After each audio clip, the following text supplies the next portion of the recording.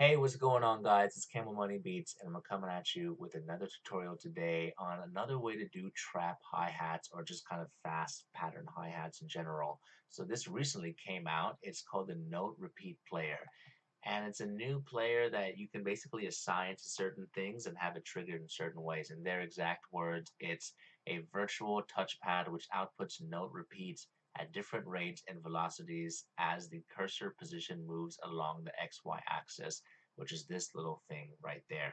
So let's just jump right into it. So I have my Reason open already. I have my Kong, and I have the hi-hat sound that I want triggered in this first section right here. Okay, so what I'm going to do is I'm going to grab my NoteRpeat player, and I want to drag it right there where the plus is, in between the mixer part and the actual Kong, and it's going to pop up there. Okay, from there, everything is pretty much ready to go. You have this triggered here, and you can kind of click and trigger them. You can change like the velocity of things like that. So if you, or the, not velocity, excuse me, the speed. So if I wanted this one to be 1/64, it's like, and do that as well.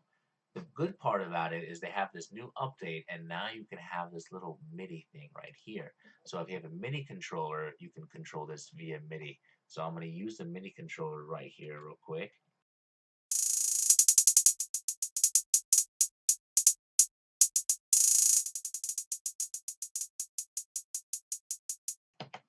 And you notice that like at different velocities and different ways and different degrees that I was touching at, it was jumping all over the place.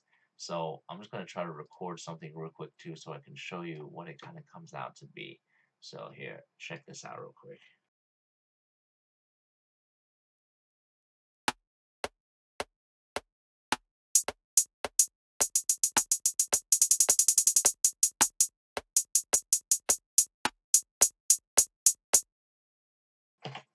Not too bad, right? So you can come in here, you can quantize this a little bit, and then you can come back here and you can play it back.